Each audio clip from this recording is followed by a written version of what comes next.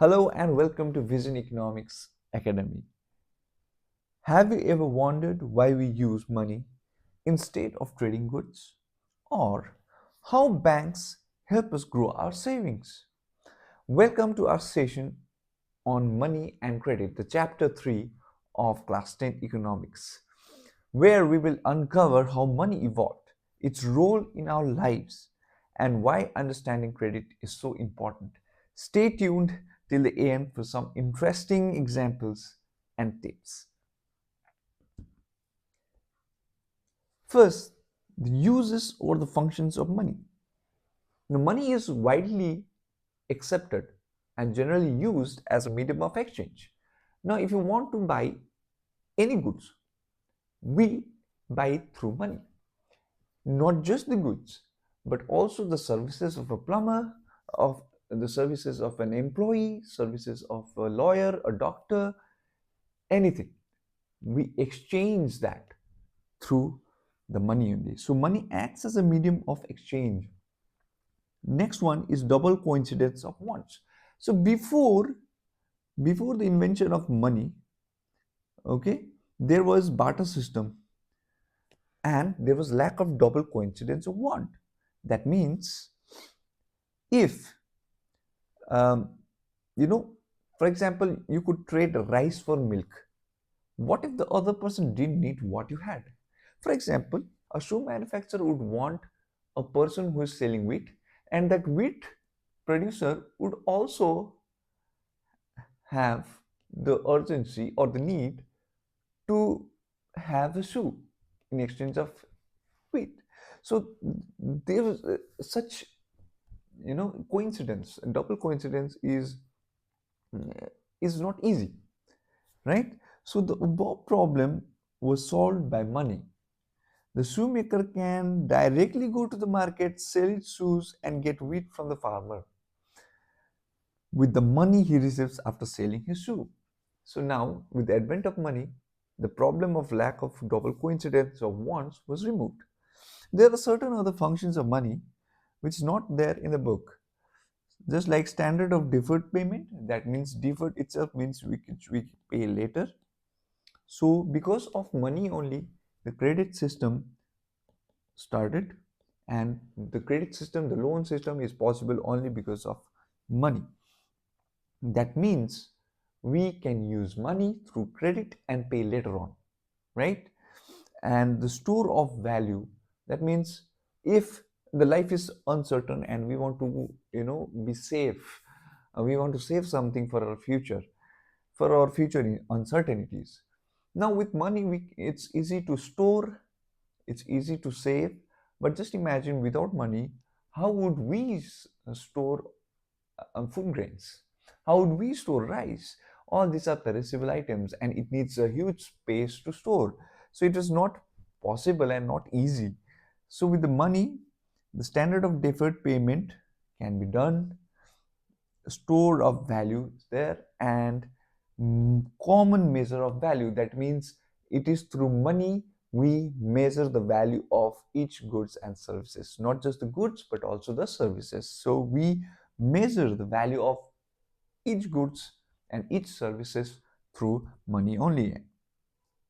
Modern forms of money, if we see here, this is an example of early punch marked coins that dates about approximately 2500 years old, right?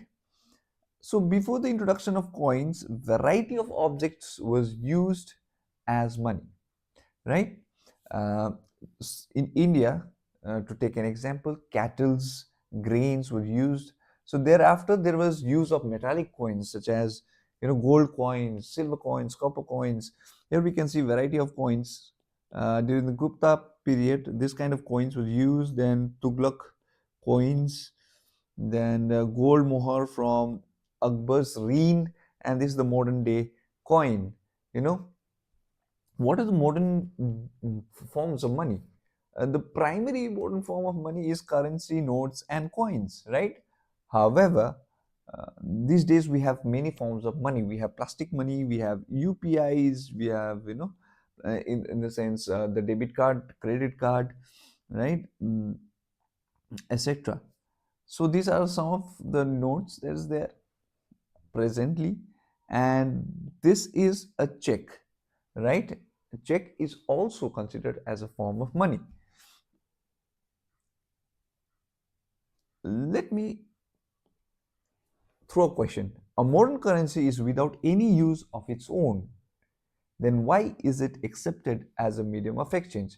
The modern money, all these currency notes and coins, are not made of such a valuable material, has no intrinsic value.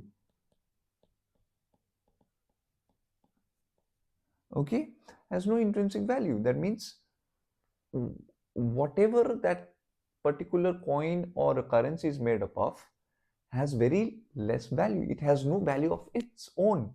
Then why money is accepted as a medium of exchange? That is because it's authorized by the government of the country. And in India, RBI issues the notes on behalf of the central government. So no other organizations are allowed to issue notes other than RBI. So this makes the currency notes valuable, right? If everybody could, issue it, it would not be so valuable. So only the RBI has the authority. That's the reason why it has a medium. It has a value. It can be used as a medium of exchange. Now, deposits with the banks. There are three types of deposits basically. Fixed deposit, that's called term deposit, right? For certain time period. Then there is saving deposits. Then there is demand deposits, right? Saving deposits, it's what mostly the common people hold, and there are few restrictions. However, the bank pays some amount of interest. Fixed deposits is only when you can withdraw the money on maturity, right? And you are paid a little bit more interest for that. Then other one is demand deposits. Mostly the businessman who uses transactions on a day-to-day basis use these demand deposits, and the demand deposits can be um, you know um, withdrawn um, at demand. That's why it's known as demand deposits. So it can be withdrawn through check. Okay, a check can be written, and it can be the money can be withdrawn with the help of a check. So the checks are also uh, accepted as a means of money. So demand deposits being available on demand, right? Unlike saving deposits and fixed deposits without any limitations on the transaction. However, the bank might be charging some compensations. However, demand deposits are readily available. It's highly liquid. So demand deposits also is known as a means of money in modern era. There is an example of a check payment. Here, M. Salim, who is a shoe manufacturer, has to make a payment to Mr. Prem Kumar, who is a leather supplier, okay, worth 57,000 only. Now he has written 57,000 in words. Here it is in figure. Here there's a signature of Salim, and there are various other things mentioned in the check. Now this check is handed over to the leather supplier, that is Prem Kumar, and Prem Kumar goes and drops this check in his bank, and banks do the rest of the thing, that is the transaction of money, takes the money from Salim's account and puts it in the Prem Kumar account. Now there are few questions here. M. Salim wants to withdraw 20,000 in cash. Now, M. Salim is not paying anyone through check, but he is withdrawing the money by himself, right? So how do he write a check? So now, in place of pay to some other person, it will be pay to self. And the date should be mentioned, and the amount in words in figures. Here's the signature, and that's how the money can be withdrawn, right, from the bank. Loan activities of the bank. Now, this is one of the foremost function of a bank, right? So, banks are the backbone of our financial system. Banks accept deposits from people like you and me, keeping our money safe, and then they offer loans to others like farmers, businessmen, students, etc. Institutions. For example, a farmer may take a loan to buy seeds. After harvesting crops, they repay the bank with interest. This is called credit. Okay, uh, but not all credits are good. If the crop fails, then the credit might not help, right? So there are a few cases like that as well. We'll see some of the case studies. What do the banks do with the deposits? Banks keep certain amount of the deposits as reserves. Okay, generally 15 to 20% is of the deposits are kept as reserves by the bank. You may ask why only a small margin is kept.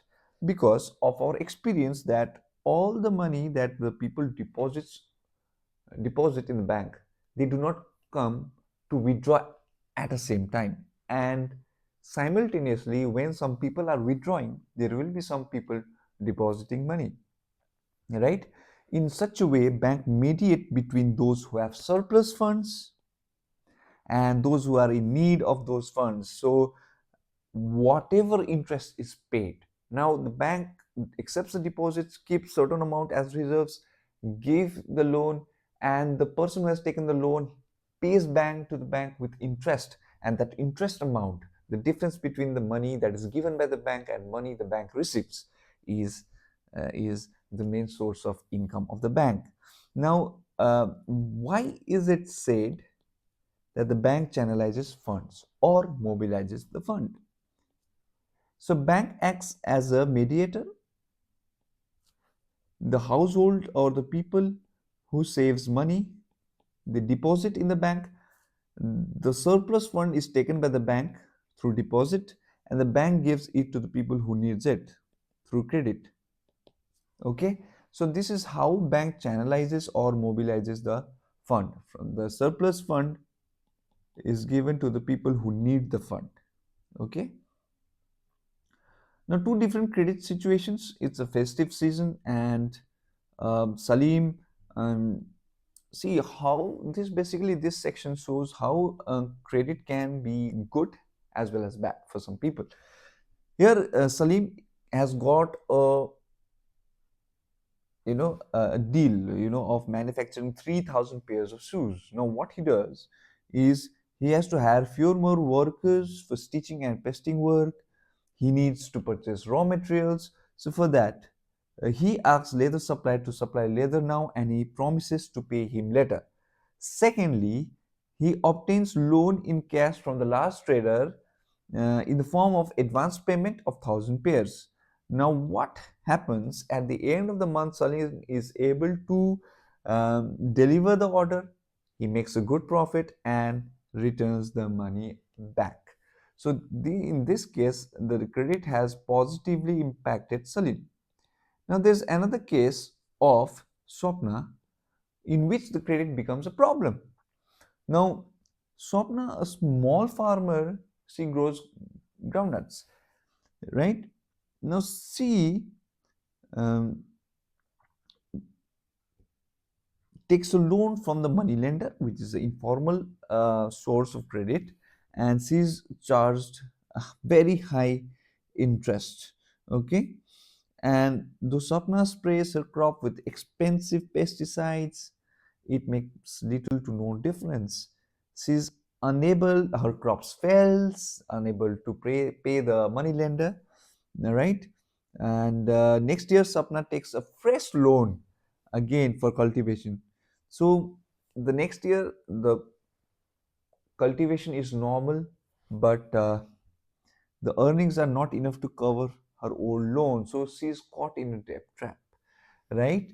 So, you know, this is two example where the credit has positively helped, and in the case of Swapna it has negatively impacted her life, leading to debt trap. Now, what are the terms of credit? So the bank offers credit, but it does not offer just like that. The bank, you are required to keep some of your assets as a collateral. Now, collateral is an asset that the borrower owns, such as land, building, vehicle, livestock, deposits with the bank. So, keeping those things as a guarantee, the banks give the loan. For example, if I want a home loan, I would have to keep the documents of the home at the bank. If I'm unable to pay, bank will take over the house or the property. Same thing goes with the bike loan, same thing goes with the car loan. You can also derive loan through uh, keeping your deposits as as a collateral. So um, there is an example of Mega who takes a loan of 5 lakhs from a bank to purchase a home, and she's charged 12% loan, right? And it is to be repaid in 10 years in monthly installments, right? So Mega had to submit the bank documents showing her employment records and salary, because the bank sees if she will be able to pay the loan or not. So bank will see that person's income level. uh, the bank has retained collateral as the collateral, the paper of the new house, which it will be retained only when Mega is able to repay back the loan. Now, uh, there were two students, Rohit and Ranjan, just like you all, who were studying in class 10. After reading about credit, they became really interested to know as to what all are the credit arrangements in their local area. Okay, so they go to the village in Sonpur. First, they meet a, a farmer named Shyamal. Now, Shyamal is a small farmer. Okay, he has 1.5 acres of land. He used to take loan from a moneylender who used to charge him 60% per annum, right? But now he has because it was too high for him, he is taking loan from the big traders, and at 3% per month, which would lead to obviously 36%, which is still very high interest rate. Okay, now besides the interest rate, Shamal is also put into a condition that he would sell all his products at a very cheap price to the trader who has given him the loan.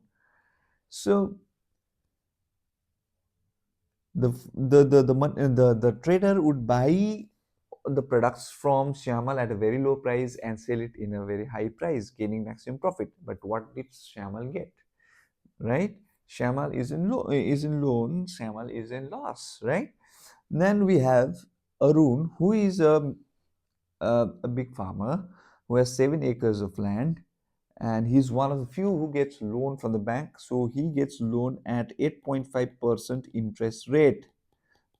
Okay, and he also gets a loan for the school storage.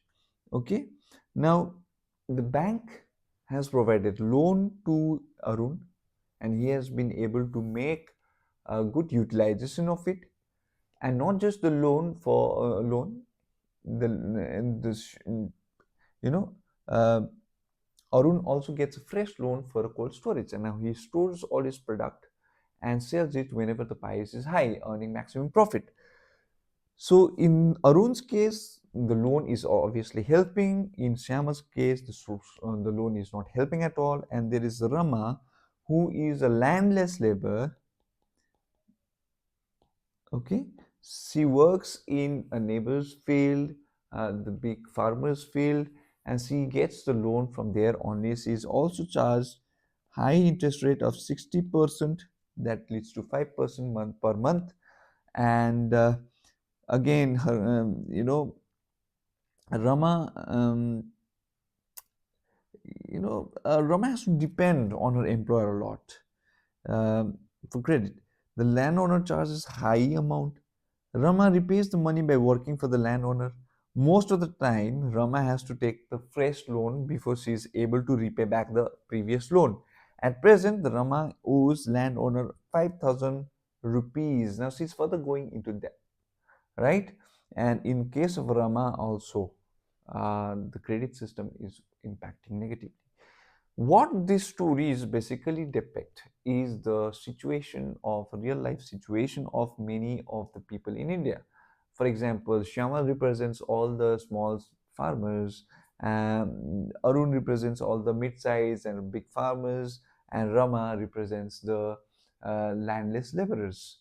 Okay, now from this story only, these three episodes only, we know that only the ones who was already good enough, well off, is being held by the loan, and they are getting loan from the formal sources.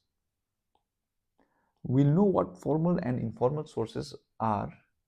Okay, now loans from cooperatives. Besides bank, there are other major sources of cheap credit, as the banks cannot be everywhere, right? So one such example is cooperatives. So there are several types of cooperatives, you know, farmers cooperatives, weaver cooperatives, industrial worker cooperatives, etc. So in the village of Sonpur, there is Krisak cooperative function. It has 2,300 farmers as members. What they do is the farmers, they pull in their money. Okay, all the farmers pull in the money, and once a hefty amount is pooled, generated, the cooperative goes to bank, and keeping this pooled money as a guarantee, bank gives them the loan, right? So these funds are used to provide loans to the members. Once these loans are repaid, another round of lending can take place. So Krisak Cooperative provides loan for the purchase of agricultural implements, loan for cultivation, agricultural trade, fishery loans, that is agriculture and its allied activities, loans from construction of houses, etc. Right? Now there are two sources of credit. One is the formal and another one is informal. Right? Now what is a formal source? Formal source are those sources which are regulated by the RBI, which is legal for that matter, and very less amount of interest is charged, right? This RBI supervises the functioning of a formal sources, maintaining the minimum cash balances.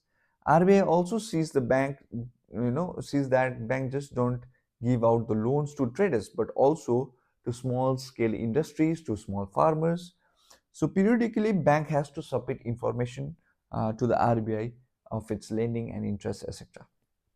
Informal sources are unorganized. There is no organization that supervises um, the informal sector credit. They can charge any amount of interest rate. There will be no one to regulate it.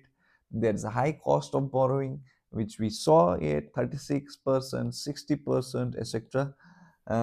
So in some cases, the amount to be repaid is greater than the income of the borrower. Now, what would this do if the loan that has to be repaid back, right? If it is more than the income of the people, then what does it lead to? It leads to increasing debt and ultimately the debt trap, right? For this reason, banks and cooperative societies need to lend more. More and more banks and cooperative societies need to make the loan available to the people. But there are different problems, right? There's lack of documents, the lack of collateral that they could present to get the loan.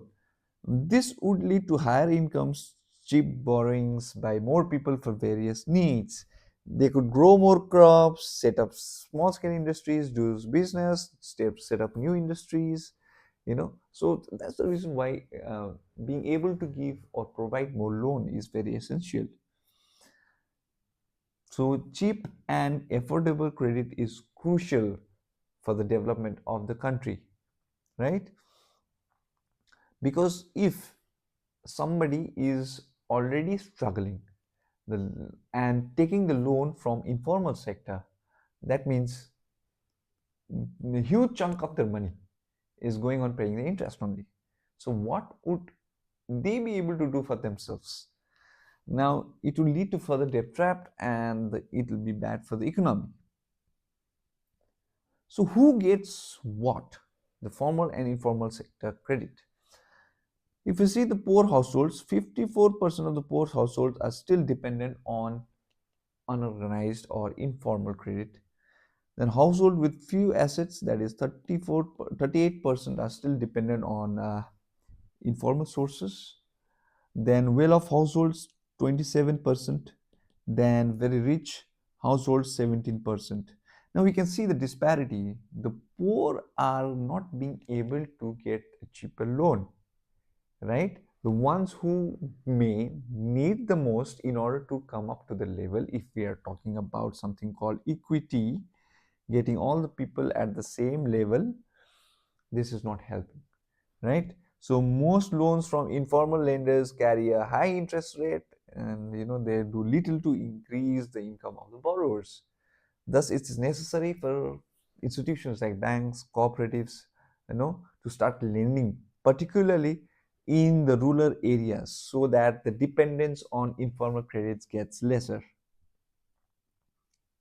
Secondly, while formal sector loans need to expand, it is also necessary that everyone receives the loan, not just the well-off people. Now, another form of credit is through self-help group. Now, self-help group is a small group of 15 to 20 members who generally contribute about 25 to 100 rupees, and the members are only women. And it's not just um, that women are involved in this loan process, in this credit process, but it is also assuring the women in the villages come together, talk about their lives, right, share about their problems.